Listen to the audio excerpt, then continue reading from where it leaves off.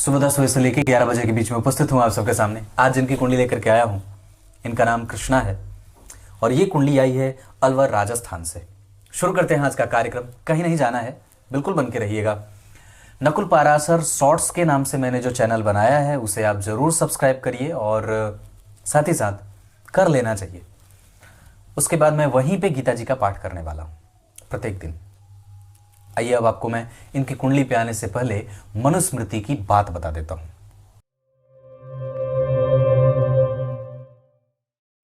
जब आप नारायण शब्द का उच्चारण करते हैं तो आप इस धरा के जितने जीव हैं, अंडज हैं, उद्भिज हैं, स्वेदज हैं, जरायुज हैं, स्थावर जंगम जितने भी हैं, उन सबको आपका प्रणाम चला जाता है।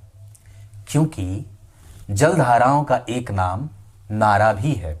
उन्हें नारा भी कहा जाता है क्योंकि वो नर नामक पार ब्रह्म परमेश्वर से उत्पन्न है और भगवान की वो प्रथम आश्रय है। भगवान के वो पहले आश्रय हैं। इसीलिए जलधाराओं को नारा कहा गया और साथ ही साथ उसके उत्पत्तिकर्ता भगवान को नारायण कहा गया। आप जब नारायण शब्द उच्चारित करते हैं तो आपको पता नहीं जी आप कितना बड़ा पुण्य कर लेते हैं। सृष्टि के निर्माणकर्ता जो पार ब्रह्म परमेश्वर है, जिनको मैंने बात कही थी पिछले वाले मनुस्मृति की बात में कि जिनको कभी भी बाह्य इंद्रियों से नहीं देखा जा सकता, उनको ज्ञान और अंतर्मन के द्वारा ही देखा जा सकता है। जहां कहीं भी उपस्थित होना चाहें वो उपस्थित हो जाते हैं क्योंकि वो उनका घर है। मैं अपने घर के किसी भी हिस्से में कभी भी जा सकता हूं, है कि नहीं बात। मैं अपने घर के किसी भी हिस्से में कभी भी जा सकता हूं, कोई रोक मुझे नहीं सकता है। ठीक उसी तरीके से परमात्मा सृष्टि के इस ब्रह्मांड के किसी भी हिस्से में कभी भी आ जा सकते हैं, उनको कोई रोक नहीं सकता। कुछ अभद्र पुरुष ऐसे हो सकते हैं जो उन पे सवाल खड़े कर सकते हैं, नहीं वो नहीं है। ठीक उनका ये सवाल खड़ा करना ये कहने के बराबर है कि मैं जो मेरे घर का मालिक है मैं उसे नहीं मानता, या स्वयं मैं भी अपने घर का मालिक नहीं हूं। क्योंकि जब आप अपने पूर्वजों पे संदेह करेंगे तो निसंदेह आने वाली पीढ़ी भी आपको संदेह की दृष्टि से देखेगी। ये बात समझने वाली है कि हमें हमेशा ही अपने ग्रंथों का सम्मान करना चाहिए। कभी भी कोई ऐसी बात अपने हृदय में उनके बारे में नहीं लाना चाहिए, क्योंकि वो हमेशा से हमारा मार्गदर्शन ही करते आए हैं और कभी भी उन्होंने हमें गलत शिक्षा नहीं दी है। मानव सभ्यता को, इस संस्कृति को, इस अंतर्मन को किस तरीके से शुद्ध करना है, इसके जीने के प्रक्रम क्या है, कैसे जिया जाए, कैसे चलाया जाए, ये अगर सिद्धांत आपको कोई बता रहा है तो आप उसे अपने हिसाब से कभी भी गलत नहीं कर सकते। हाँ, अपने हिसाब से आप उसको मान नहीं सकते, ये आपके अंदर की बात है और आपके बस की बात है, पर आप ऐसा कभी भी उसके बारे में विक्षोभ पैदा नहीं करने वाली कोई भी बात नहीं कर सकते। क्लियर है? शुरू करते हैं आज का कार्यक्रम। ये जिनकी कुंडली है इनका चंद्रमा मृगशिरा नक्षत्र में जन्मा है, मतलब इस जातक का जन्म मृगशिरा नक्षत्र में हुआ है। आप लोगों में से भी अगर कोई व्यक्ति मृगशिरा में जन्मा है, उसकी एक बात बड़ी अद्भुत होती है कि जीवन के आरंभ में वो थोड़ा सा भटकता है। 30-32 साल तक तो कम से कम 29 से 30 साल उसको इस बात का पता लगाने में गुजर जाता है, बीत जाता है कि मुझे क्या करना चाहिए और क्या नहीं करना चाहिए। कई बार वो ये सोचता ही रह जाता है कि मुझे ये करना है, मुझे ये करना है, तब जाकर के धीरे धीरे उसके जीवन का जो प्रक्रम है वो पटरी पे आता है। मतलब आरंभ में उसको दिक्कतें होती हैं। दूसरे नंबर पे मृगशिरा वालों में एक समस्या और भी ये होती है, सर्दी के कारण गले में खराश है, कि वो अचानक और जल्दी से ही किसी पे विश्वास कर लेते हैं और उस विश्वास के कारण उनको कई बार धोखे में जाना पड़ता है या धोखेबाजी हो जाती है। कहने का तात्पर्य है कि बहुत जल्दी किसी पे विश्वास करने का कोई अर्थ नहीं होगा मृगशिरा नक्षत्र वालों को, अगर चंद्रमा आपकी कुंडली में मृगशिरा नक्षत्र में बैठे हैं तो। और दूसरा, बहुत जल्दी अपने मन की भावनाओं को और मन के भावों को किसी को भी बताने की कोई आवश्यकता इतनी जल्दी नहीं है। और मैं समझता हूं कि आपके अंतर मन की बात आप खुद ही जाने। बहुत ही कम लोग आपको इस जीवन में मिलेंगे जिनसे आप एकदम सहजता से बैठ करके अपने मन की बात झकझोर के बोल सके। ऐसे लोग बड़े कम हैं, ऐसे लोग बड़े कम हैं। और इस व्यस्तता में जहां आपने कलयुग का प्रभाव अपने 20 वर्ष के इस शासन में देखा है, मैंने जहां महसूस किया है कि पिछले, ये 2023 है, 2000 के बाद, साल 2000 के बाद हमारी दुनिया, मैंने खुद भी ये महसूस किया है कि हमारी दुनिया इतनी जबरदस्त तरीके से बदली है कि अभी लगता है ये कल की ही तो बात थी। इसी व्यक्ति का स्टेटमेंट ऐसा आता था, आज यही व्यक्ति बिल्कुल ही अलग तरीके से बोल रहा है। हो सकता है उसकी प्रवृत्ति बदल गई हो, मेरे देखने का नजरिया बदल गया हो, पर वास्तव में बहुत सारी चीजें बहुत ही जल्दबाजी में बदली हैं। आपके सगे संबंधी, आपका क्षेत्र, आपका ग्राम, आपके देश में जो बदलाव रोज दिन नया नया हो रहा है, आपको पता भी नहीं है कि हम कितने पिछड़ते जा रहे हैं और लोग, हमारे आसपास के लोग कितनी तीव्र गति से आगे बढ़ रहे हैं। इस वजह से मैं ये बात कहूँगा, अपने आप को, जैसे होता है ना, आप कभी ट्रेन में बैठते हैं तो जब ट्रेन बहुत जल्दी जल्दी गुजरती है तो आपको रास्ते में पड़ने वाली चीज़ों का दर्शन नहीं होता है, मतलब आप उसको टाइम नहीं दे पाते। ठीक उसी तरीके से जब वो वही ट्रेन स्लो चलती है, धीरे धीरे चलती है, तो आप सामने से आने वाली चीज़ों को बहुत अच्छे तरीके से पढ़ पाते हैं, समझ पाते हैं और आपको दिशा का भान होता रहता है कि कहाँ हूँ, किस जगह पे हूँ, कौन सा स्टेशन बीता है। तो ये एक छोटा फायदा या बड़ा फायदा सवारी का होता है कि आप किस सवारी पे बैठे हैं। तो मतलब आप किसी ऐसे बस में ना बैठ जाना कि अगर रास्ता भटक करके बैठ गए तो आपको वो तुरंत एक ही बार वहीं छोड़ के आए। इस वजह से बहुत ज़्यादा सावधान रहने की आवश्यकता है। भ्रामक चीज़ें बहुत ज़्यादा फैली हुई हैं, इनसे बचने और बचाने की आवश्यकता है। इस वजह से ही मैं हर बार कार्यक्रम में कहता हूँ, अच्छी चीज़ें सुना करिए, अच्छे लोगों को देखा करिए, भीड़ के पीछे मत जाइए। क्लियर है? तो यहाँ कुंडली है धनु लग्न की, और इस कुंडली की सबसे अच्छी बात है लग्न में ही सूर्य और बुध बैठे हैं, जो जातक को बुद्धिमान बनाने के साथ साथ धार्मिक भी बनाएंगे क्योंकि धर्म भाव के अधिपति बैठे हैं। इसके साथ साथ व्यक्ति को व्यापारिक बनाएंगे क्योंकि व्यापार भाव के अधिपति बैठे हैं। इसके साथ साथ व्यक्ति को लक्ष्मी संपन्न बनाएंगे क्योंकि लक्ष्मी संपन्न योग लगेगा।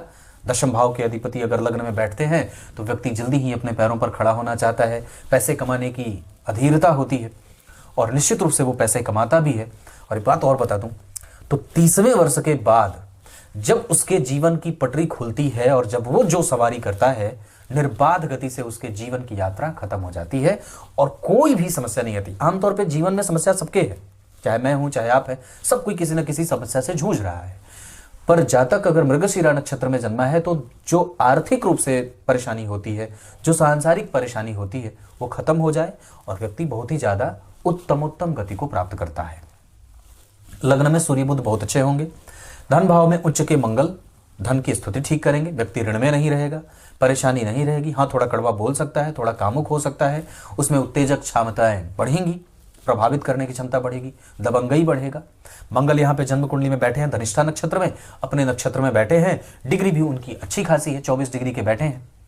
और उस भाव में अगर शुक्र बैठ जाए तब तो कहना ही क्या है, क्योंकि सम संख्या की राशि में शुभ ग्रह का बैठना बड़ा अच्छा होता है। तो ये आपकी कुंडली में धन भाव की स्थिति बड़ी ही बेहतर बन रही है कि एक उच्च का ग्रह बैठा, और कोई भी ग्रह जब किसी उच्च के ग्रह के साथ बैठ जाता है तो उसका बल बढ़ जाता है। ये बात भी मैंने आप लोगों को कार्यक्रम, अब एक बड़ी अच्छी बात बताता हूं। मैं बहुत बड़ा व्यक्ति तो नहीं हूं, बड़ा साधारण हूं।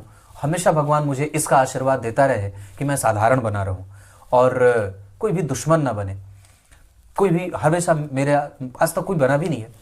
पर एक बात मैंने देखी है, जो सिद्धांत मैंने किसी कार्यक्रम में उसको पहली बार बताया है, जो वस्तुतः मैंने अनुभव किया था, गुरु संग खोजते हैं, ये बात मैंने ही कही थी, जो कि मेरी बात है। हो सकता है किसी ग्रंथ में पहले लिखी हुई पर मैंने नहीं पढ़ी। यही बात मैंने किसी बहुत बड़े ज्योतिषी को कहते हुए सुना है। हाँ, हो सकता है उन्होंने किसी ग्रंथ में यह बात पढ़ी हो, पर मैंने ये बात कुंडलियों पे, जब मैं आप लोगों की कुंडलियां देखता हूं तो उसमें से कुंडली पे लिखता भी हूं कि ये कुंडली मुझे क्या सिखा के जा रही है, तो वो बात मैं अपने नोट में लिख लेता हूं।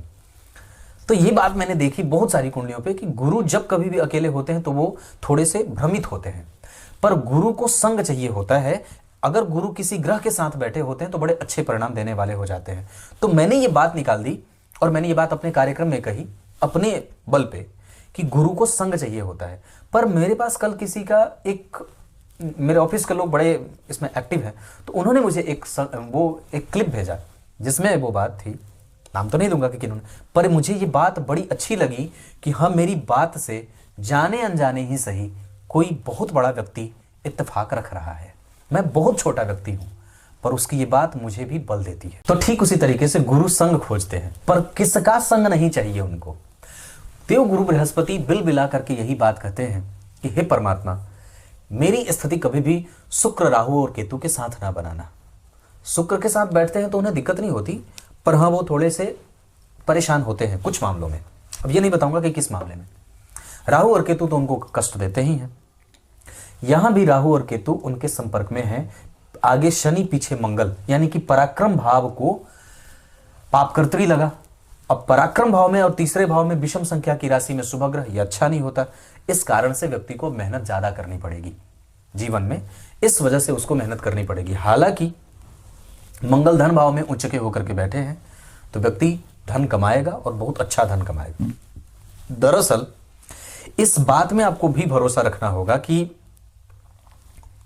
अगर पराक्रम का कारक उच्च का है और पराक्रम भाव पे राहु की दृष्टि जा रही है, तो ये कई बार जातक को कभी भी नहीं छोड़ने वाला बना देते हैं। मतलब अब जातक कभी भी कुछ भी छोड़ेगा नहीं, वो लगा रहेगा, साहसी होगा और अपने ऊपर विश्वास करके वो किसी का भी दिल जीतना चाहेगा और कभी भी किसी को शत्रु नहीं बनाना चाहेगा। एक अद्भुत बात यहां यह भी देखने को मिलेगी कि जातक किसी को भी कभी भी शत्रु नहीं बनाए और हमेशा अपने लोगों को जोड़ करके रखने वाला होता है। चौथे भाव पे जब आएंगे तो यहां शनि नीच की राशि की तरफ बढ़ रहे हैं और शनि मीन राशि के बैठे हैं, जिसका अधिपति देखिए परिवर्तन कर रहा है। मैंने एक कार्यक्रम में भी बात कही थी, रविवार वाले कार्यक्रम में। आप लोग रविवार का कार्यक्रम अवश्य देखिए, उसको आप लोग बिल्कुल भी नहीं देख रहे हैं। अब मैं उसका समय बदलने वाला हूं ताकि आप अधिक से अधिक संख्या तक वो कार्यक्रम पहुंच सके। सुबह वाले कार्यक्रम में होता है कि कई बार लोग व्यस्त होते हैं तो नहीं देख पाते। अब रविवार का कार्यक्रम मैं शाम में ही बनाने को सोच रहा हूं कि शाम में ही हो जाएगा। खैर, वो बात आगे की है। मैंने ये बात कही थी, किसी ने पूछा था मुझसे सवाल कि पंडित जी, राशि परिवर्तन का फल ज्यादा अच्छा होता है या नक्षत्र परिवर्तन का? नक्षत्र परिवर्तन का फल ज्यादा होता है और राशि परिवर्तन का फल उससे थोड़ा कम होता है। नक्षत्र बहुत ही छोटे लेवल पे आपको प्रभावित करता है, जिसका प्रभाव बहुत ही व्यापक और बहुत बड़ा होता है। ठीक उसी तरीके से राशि का परिवर्तन, एक बहुत बड़ा घर है और एक बहुत बड़ा घर है, ये दोनों आपस में बदल गए, पर उस घर के सबसे छोटी चीज जिस पे वो घर टिका होता है वही नक्षत्र होता है। जिस पे वो घर टिका हुआ है उसका वो छोटा सा हिस्सा, जिस पे घर की नींव बनी है, जिस पे वो पूरा घर बना हुआ है, वो नक्षत्र है। नक्षत्र आपको बहुत ही सूक्ष्म प्रभाव से लेकर के, जिनका प्रभाव बड़ा व्यापक होता है, वैसे प्रभावित करते हैं। तो यहाँ पे गुरु और शनि का जो परिवर्तन होगा वो जातक को बहुत ज्यादा दिव्य बनाएगा और मेहनती बनाने के साथ साथ माता के स्वास्थ्य को कभी कभी चिंतित करने वाला भी बनाएगा। यहां घर में कई बार कलह, लेकिन चल अचल संपत्ति का योग बहुत अच्छा रहेगा। और भी एक अच्छी बात बताता हूं, इस कुंडली में जो कि ये धनु लग्न की कुंडली है, तो सूर्य, मंगल और गुरु, जिसमें तीसरे नंबर पे गुरु महत्वपूर्ण होंगे, पहले नंबर पे मंगल, दूसरे नंबर पे सूर्य होंगे। शुक्र और बुध इस कुंडली में थोड़े कमजोर ग्रहों के रूप में जाने जाएंगे। मतलब बुध जहां सप्तम भाव का अधिपति होने के कारण बाधकेश होगा, वहीं छठवें भाव के अधिपति शुक्र और एकादशवें भाव के अधिपति शुक्र होने के कारण यहां जातक को वो कई बार थोड़े पापी स्वभाव का बनाएंगे और वो जहां भी बैठेंगे उसमें वो पाप डालेंगे। मतलब धन कमाने के लिए व्यक्ति थोड़ा सा कभी कभी पापी या झूठ भी बोल सकता है, उसका भी सहारा ले सकता है, क्योंकि मंगल और शुक्र, वस्तुतः मंगल और शुक्र कौन है? पंचम और छठवें भाव के अधिपति एक साथ बैठे हैं। पंचमेश उच्च का है और पंचम भाव को देख रहा है। इस वजह से व्यक्ति की शिक्षा, व्यक्ति का प्रेम, व्यक्ति का ऐश्वर्य, व्यक्ति का यश, व्यक्ति की कीर्ति, व्यक्ति का सम्मान, पद, प्रतिष्ठा, ये जो इतने सारे अच्छे वाले शब्द हैं वो सब अब जातक के जीवन में जुड़ जाएंगे। मतलब अब उसकी चैरिटी बड़ी अच्छी होगी और उसका यश बड़ा बढ़ेगा, है कि नहीं बात? क्योंकि आपकी कुंडली में जो मेहनत करने के बाद परिणाम वाला क्षेत्र है वही अब सबसे ज्यादा मजबूत और प्रबुद्ध हो रहा है। यहां से आपको प्रेम मिले, यहां से आपको सौहार्द मिले, यहां से आपके मेहनत का पराक्रम मिलेगा और पराक्रम का परिणाम मिलेगा। हाँ, पर पंचम भाव, तृतीय भाव पापकर्त्री में जाने के कारण गड़बड़ी पैदा कर रहा है। इसी वजह से मैंने ये बात शुरू में ही कर दी थी कि कम से कम 30 वर्ष तक व्यक्ति को भटकाव रहता है, उसको पता ही नहीं चलता है कहां से करूं, उसको प्लेटफॉर्म नहीं मिलता, कैसे करूं, कहां से शुरू किया जाए और कैसे चीजों को एक्टिव करा जाए, ये चीज उससे समझ में नहीं आता है। तो ये बात यहां पे दिख रही है। छठवें भाव की स्थिति, मेरी खुद की कुंडली में मैं धनु लग्न का हूं और छठवें भाव के अधिपति शुक्र जाकर के धन भाव में बैठे हैं, लाभेश होते हैं, और छठवें भाव के अधिपति होकर के धन भाव में शुक्र का बैठना आपको धनवान योग बना देता है। पर मैंने भी ये बात कई बार महसूस की है कि ये कई बार आपको बहुत जल्दी किसी पे भरोसा करके अपने धन की हानि करवा देता है। इस वजह से कभी भी ऐसी कोई भी निर्णय लेने से पहले अपने धन को संजो करके रखने की आवश्यकता होती है। बहुत ही गंभीरता के साथ सामने वाले को पहचानना पड़ता है, तब जाकर के उससे पे अपना दाव खेलना होता है। नहीं तो कई बार, हालांकि आपको उस धन से कोई विशेष हानि नहीं होती है, क्योंकि मैंने पहले ही बात कही है कि व्यक्ति हमेशा ही धनवान बना रहेगा, क्योंकि धन भाव का अधिपति जन्म कुंडली में यहां बैठा और धन भाव में उच्च का मंगल बैठा। लेकिन जब आप छठवें भाव पे आते हैं तब आपको ये बात पता चलती है कि हमें आसानी से किसी पे भरोसा नहीं करना है और उस पे भरोसा करके अपना धन नहीं देना है। क्लियर है? वैसे आपका धन कोई लेकर के बैठेगा नहीं, आपके अंदर इतनी ताकत और इतनी क्षमता होगी कि आप अपने दुश्मनों को आसानी से देख लेंगे, लेकिन फिर भी जीवन में कभी भी समस्या ना हो और भविष्य को देखने की शक्ति आपको ज्योतिष देता है। इसका आधारभूत मैं परिणाम यही कहूंगा कि कभी भी किसी को देने से बचिए।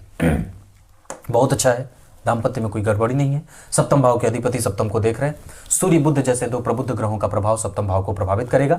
अच्छाई से गुरु की दृष्टि है और पत्नी अनुभवी और मनन करने वाली, चिंतन करने वाली और गंभीर होने के साथ साथ थोड़ी चंचल, और व्यक्ति स्वयं भी पत्नी का प्रेमी होता है।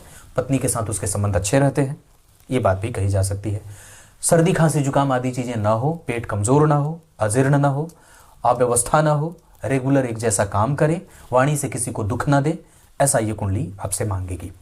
अष्टम भाव आयु देगा और कम से कम आपको रिसर्च लेवल पे ले जाकर के स्थापित करेगा। आपके समझने और सोचने की क्षमता बड़ी ही दिव्य और शुद्ध परिष्कृत होगी। तो नवम भाव में राहु का बैठना, और वो राहु बैठे हैं पूर्वा फाल्गुनी नक्षत्र के।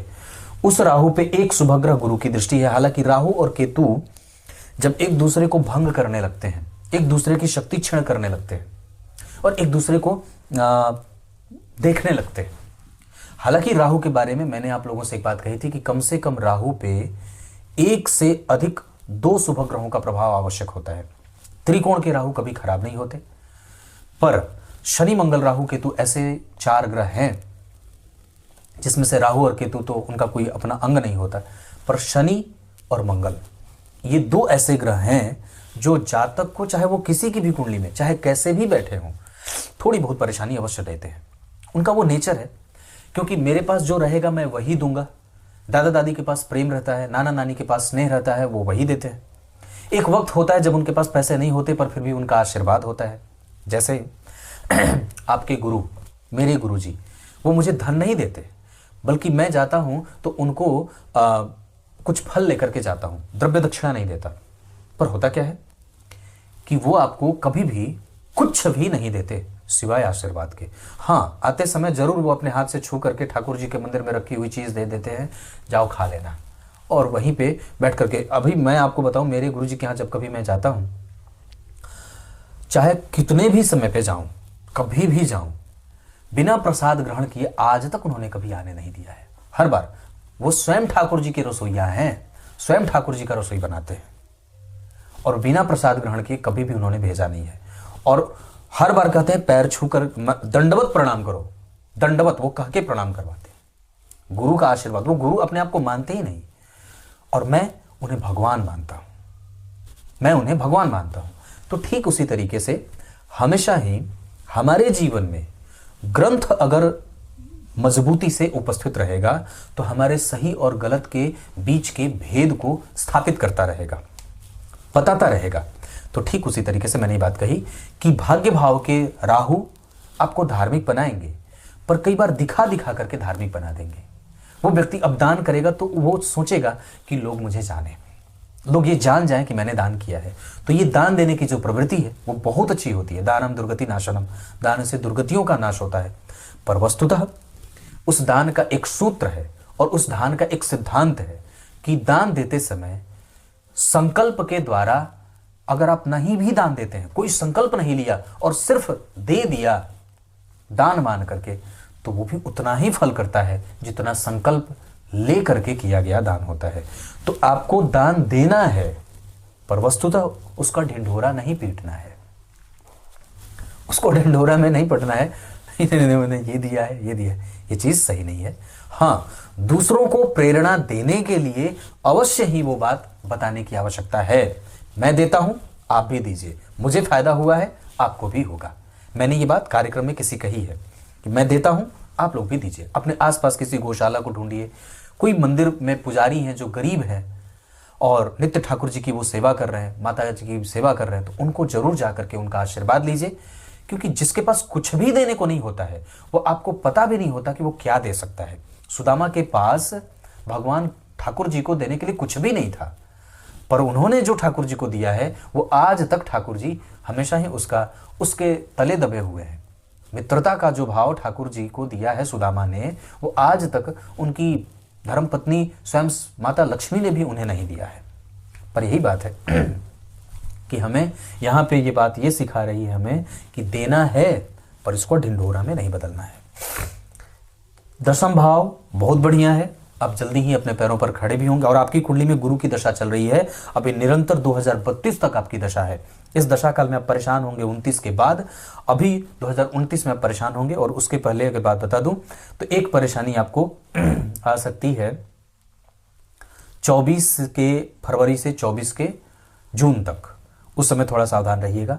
मानसिक रूप से थोड़ी सी परेशानी मार्च में भी बन रही है, इस साल के मार्च से 1 वर्ष तक अगर कम पैसों पर भी नौकरी करनी पड़े तो कर लीजिएगा। वैसे आपकी कुंडली में बैंकिंग, फिनांस और जमीन से संबंधित, इंपोर्ट एक्सपोर्ट से संबंधित कोई भी कारोबार आपकी कुंडली में बनेगा और अच्छा बनेगा। लाभ भाव तो वैसे ही ठीक है।